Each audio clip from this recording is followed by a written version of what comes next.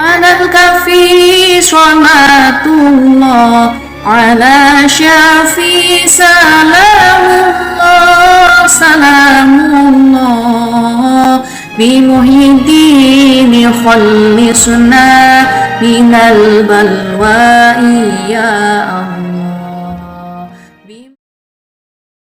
Aksara Jawa menjadi salah satu komponen pembelajaran di sekolah-sekolah dasar di wilayah Jawa.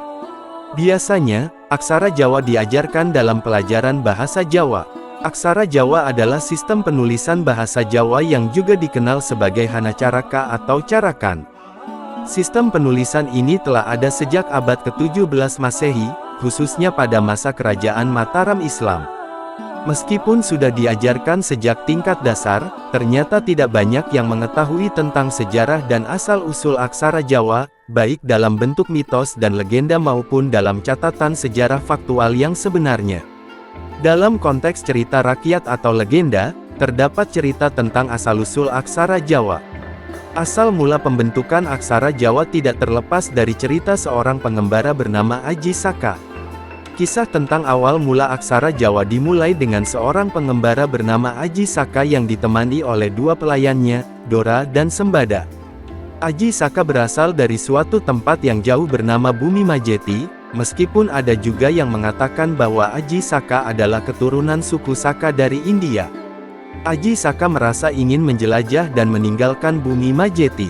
Ia memilih Dora untuk menjadi temannya dalam perjalanan, sedangkan Sembada diberi tugas untuk tetap tinggal di Bumi Majeti dan menjaga sebuah pusaka berupa sebilah keris yang sangat berharga.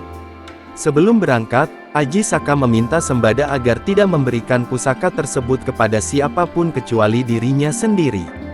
Sembada menuruti permintaan tersebut. Menuju Tanah Jawa, perjalanan Aji Saka membawanya ke Tanah Jawa. Saat berada di sana, ia berhadapan dengan seorang raja yang diktator, yaitu Dewata Cengkar. Aji Saka dan raja tersebut terlibat dalam konflik yang berujung pada pertempuran. Beruntung, dengan bantuan seutas ikat kepala yang dapat memanjang dan membesar, Aji Saka berhasil mengalahkan sang raja. Raja itu dilemparkan ke laut oleh Aji Saka dan berubah menjadi buaya putih, akhirnya meninggal. Setelah mengalahkan Dewata Cengkar, Aji Saka diangkat menjadi raja di Medang Kamulan. Setelah menjadi raja, Aji Saka mengirimkan pelayannya, Dora, untuk mengambil pusaka berharga yang dijaga oleh Sembada. Dora pergi ke Bumi Majeti untuk menemui Sembada. Ketika Dora meminta pusaka itu kepada Sembada, Sembada teringat akan perintah Aji Saka bahwa pusaka itu hanya boleh diserahkan kepada Aji Saka sendiri. Sembada menolak memberikannya kepada Dora. Setelah berdebat, mereka terlibat dalam pertarungan sengit hingga akhirnya keduanya tewas karena keduanya memiliki kekuatan yang sama. Mendengar kabar ini, Aji Saka sangat menyesal atas kesalahannya.